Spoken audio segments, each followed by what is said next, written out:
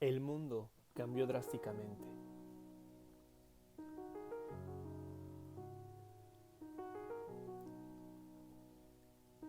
El nuevo virus, llamado COVID-19, vino a cambiar la forma en cómo los humanos nos organizamos, la sociedad, las dinámicas sociales.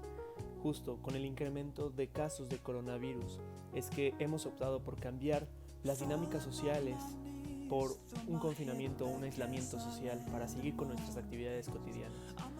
Sin embargo, esto ha provocado pánico porque no sabemos qué es lo que va a pasar en un futuro. Incertidumbre, depresión, ansiedad, angustias son las de las emociones que más predominan en estos momentos. Pero ¿qué pasará con las parejas? Cuando tú estás con alguien, ¿qué pasará cuando estás dentro de una misma casa por muchísimo tiempo en este confinamiento? O si estamos aislados también, ¿será que estas relaciones se estrechen o será que se alejen? No lo sabremos, pero este es el propósito principal de la investigación, para poder así plantear una hipótesis y ver qué es lo que sucede con las relaciones en confinamiento. Nuestro tema es relaciones de pareja durante el confinamiento y nosotros somos un grupo unidisciplinar, es decir, todos estudiamos relaciones internacionales. Esto nos permite tener una visión parecida acerca de lo que está pasando en el mundo y en las personas respecto al COVID y pues toda esta pandemia. El tema es importante porque es algo actual, lo estamos viviendo en este momento y las personas que tienen pareja pero que no viven con sus parejas están enfrentando un nuevo reto, el de sobrellevar su relación a distancia y reconfigurar sus actividades para salvar la relación.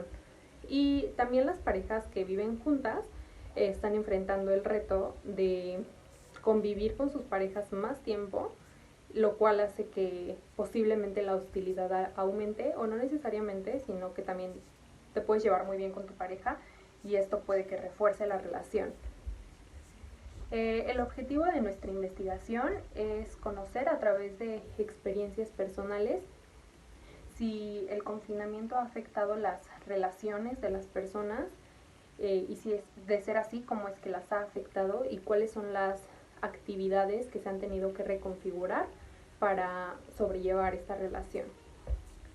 Nuestra hipótesis es que el distanciamiento de parejas durante la cuarentena puede generar hostilidad, pero no necesariamente se debe a la cuarentena, sino más bien que puede ser que en la relación siempre hubo hostilidad y la cuarentena es solo un detonante para la ruptura de esta relación.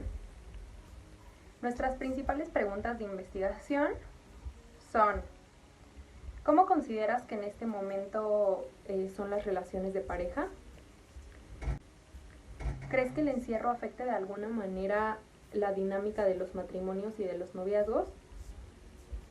¿Crees que los cambios que se generen durante esta cuarentena sean permanentes o se trate de algo temporal, de algo que solo va a durar en la cuarentena? ¿Consideras que la cuarentena y el confinamiento ha hecho que el tiempo con tu pareja aumente, disminuya o sea el mismo?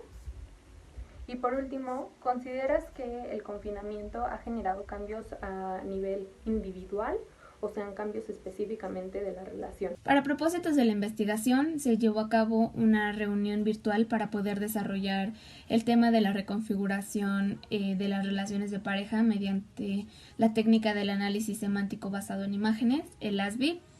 Para esta dinámica se requirió la participación de 4 personas, todas mujeres, para conocer cómo han cambiado sus relaciones de pareja en noviazgo frente a la crisis actual. En esta técnica se presentaron 5 preguntas respecto a sus relaciones y 5 imágenes para que las participantes pudieran escoger con cuál se sentían más identificadas.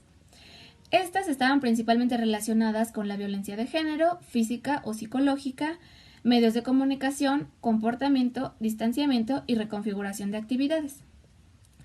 Cada pregunta, respuesta e imagen se estructuró en una matriz que permitiría llevar los datos de manera más eficiente y ordenada. Por otro lado, se realizó una infografía en la que se recabaron las principales características de la investigación. es decir, el objetivo de esta, su importancia, el acercamiento a los participantes, el sentido ético, la colaboración unidisciplinaria, puesto que todos los investigadores pertenecemos a la misma carrera. Para la siguiente infografía se recopiló información acerca de las relaciones interpersonales en un sentido psicoanalítico, que permitió confirmar la importancia de los factores personales en las relaciones, tanto de pareja como sociales.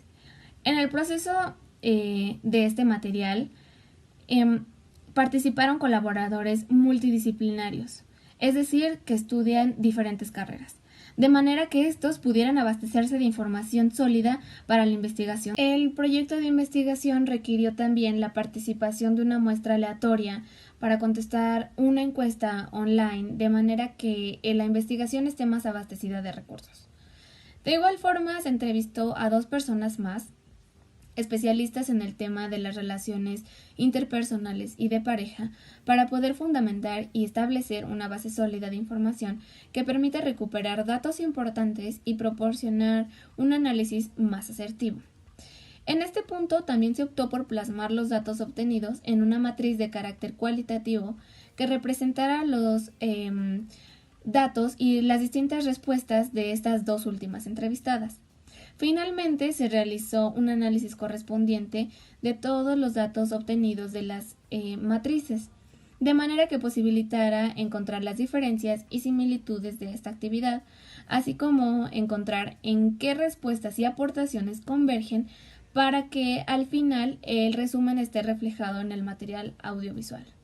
Hablando sobre la correlación que existe en estos instrumentos de evaluación, lo que podemos resaltar es que principalmente son instrumentos, como ya sabemos, de carácter cualitativo, cuyo objetivo es poder permitir la realidad de las personas a través de diferentes mecanismos. Creemos que los mecanismos que elegimos para esta investigación fueron esenciales para poder obtener una realidad muchísimo más compleja, y es decir, una realidad muchísimo más amplia de lo que podríamos haber obtenido con uno solo de ellos. El primero es el mecanismo de la encuesta. Lo que nosotros creemos es que lo importante de esto es que nos permitió conocer las percepciones de diferentes sujetos con un mayor número de participantes, que por ejemplo no es posible en grupos de discusión o en entrevistas al nivel tan grande con nuestro tipo de investigación, con un carácter binario para poder reflejar las experiencias sobre esta crisis. El segundo es la entrevista, que tiene un carácter muchísimo más personalizado para que las personas se puedan expresar con ejemplos muchísimo más personales y que se puedan generar preguntas muchísimo más complejas para que acaten directamente las experiencias del individuo y cómo se siente en ello. Y el último es el grupo de discusión, que justo lo que permite es entender este fenómeno no solo como un carácter individual o intrapersonal, sino como un carácter social, es decir, una realidad que le afecta a muchas personas, y en este caso el cómo dialogar sobre lo que pasa refleja las realidades y cómo las personas perciben que los otros también perciben este tipo de experiencias. Es decir, es una cuestión muchísimo más complementaria. También en cuestión de comparación de datos, lo que logramos obtener es que hay tres diferentes tipos de resultados. Los primeros son los de consenso. Un ejemplo de esto es que al preguntar si consideraban que este confinamiento afecta a las relaciones de pareja, la respuesta predominante en los 3 mecanismos fue sí, pero no solo eso, sino que coincidieron en que esto funcionaba como un catalizador, básicamente como un catalizador para potencializar cuáles podrían ser las cosas buenas o las cosas deficientes dentro de una relación.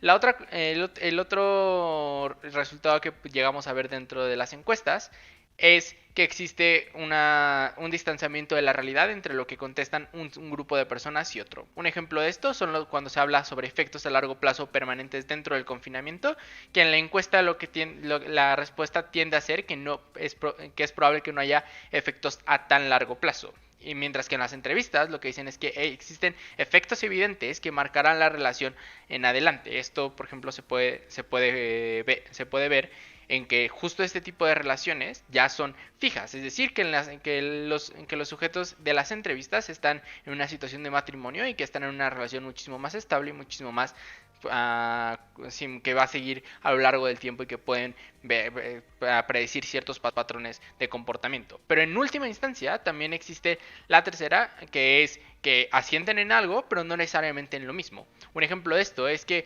justo cuando lo que dijeron en la entrevista sobre las dinámicas de pareja, es que esto pone a prueba la relación durante el confinamiento y la comunicación es clave para resolver problemas como conductas machistas dentro del comportamiento de ciertas personas. Mientras que, por ejemplo, en el ASBI, en el grupo de discusión, justo se habla de que estas personas no viven con sus parejas, pero aún así perciben una cierta hostilidad entre ellos que se llega a intensificar, es decir, que se llega a conclusiones parecidas, pero a partir de premisas de premisas diferentes a través de la experiencia. En cuanto al estado del arte, decidimos tomar 3 diferentes teorías de 3 autores distintos. La primera, la necesidad de las relaciones interpersonales; la segunda, la presentación de la personalidad de Goffman; y la tercera, la neuroplasticidad de Franco Bernardi. En cuanto a la primera, la necesidad de las relaciones interpersonales, encontramos que sí, efectivamente, las relaciones interpersonales no nada más son una necesidad psicológica, sino que también son una necesidad incluso fisiológica que tienen que cumplir muchas veces los individuos, y esto se vio bastante claro dentro de los sujetos a los cuales nosotros investigamos, particularmente en la manera en la que, por ejemplo, estos tendían a buscar o a preocuparse sobremanera por el desarrollo de estas relaciones interpersonales, justamente por la necesidad que implican y el papel central que cumplen dentro de nuestra sociedad, particularmente el tipo de relaciones interpersonales que investigamos, que fueron las relaciones de pareja. Como al final este tipo de relaciones terminan siendo relaciones sumamente importantes para las personas, terminan siendo relaciones nucleares dentro de la construcción de la realidad de esta persona. Por tanto, sí vimos como esta atención se le daba a este tipo de relaciones. En cuanto a la presentación de la personalidad de Goffman nos explica que el individuo lo que busca es ser validado a través de que las otras personas tengan esta imagen positiva de su identidad. Estas personas lo perciban como alguien agradable o como alguien que puede encajar dentro de los círculos sociales y puede cumplir como un cierto rol dentro de la sociedad, y para esto construimos una identidad que sea agradable y que sea como de acuerdo a los círculos sociales por los que estamos, y como esto tiende a, por ejemplo, a idealizaciones o a la mistificación de las personas. Frente a esto encontramos que justo el estar en confinamiento durante una cantidad significativa de tiempo hace justamente que ocurra este fenómeno del que se vio bastante reflejado dentro de las investigaciones, que fue el fenómeno de la exponenciación de las relaciones. ¿Qué queremos decir con esto? Que, por ejemplo, si las características principales de una relación era una dinámica negativa, una dinámica un poco más violenta, vemos como la pandemia y esta situación de estar enclaustrados lo que hace es que se exponencie, es decir, que sea cada vez más, esas características sean cada vez más marcadas, es decir, que, por ejemplo, cada vez haya más violencia en la pareja en caso de que lo hubiese, pero vemos como también como dentro de esta idealización, cuando tenemos una pareja que era bastante estable, que tenía una dinámica mucho más positiva, vemos como esta relación se mantiene de cierta manera positiva. Si bien sí presenta como todos los participantes estuvieron de acuerdo que toda la situación representaba un problema para todas las parejas y que todas tenían ciertas problemáticas que eran inherentes a la pandemia, lo cierto es que la dinámica principal de la relación se mantenía. Es decir, si la pareja no había presentado violencia significativa desde antes, era altamente improbable que esta violencia se presentara. Y sobre el último punto de la neuroplasticidad de Franco Bernardi, nos habla de cómo debe de haber, cómo nuestro cerebro está capacitado para cambiar dependiendo de los cambios que se dé el entorno, y cómo los cambios significativos importantes en el entorno en general requieren cambios psicológicos, requieren que nuestra mente se ajuste a esos nuevos paradigmas. Y aquí encontramos que dentro de nuestra investigación una de las palabras que más usaron fueron cambio. Todo el mundo, todos los sujetos investigados estuvieron de acuerdo en que el cambio era algo inevitable dentro de esta situación, y que era probable que ese cambio se mantuviese a lo largo del tiempo, que no fuera algo pasajero, sino que era ya algo parte de la nueva reconfiguración de la pareja. Podemos ver cómo justo esta neuroplasticidad juega en el sentido en el que ahora las personas están acostumbrándose y están cambiando esta visión que tenían de las relaciones de pareja y las dinámicas que conllevaban, justamente porque ahora las situaciones implican un cambio. Esto implica un cambio en todos los aspectos, incluyendo las relaciones de pareja. Y esas serían las comparaciones entre el estado del arte y lo que encontramos en nuestra investigación.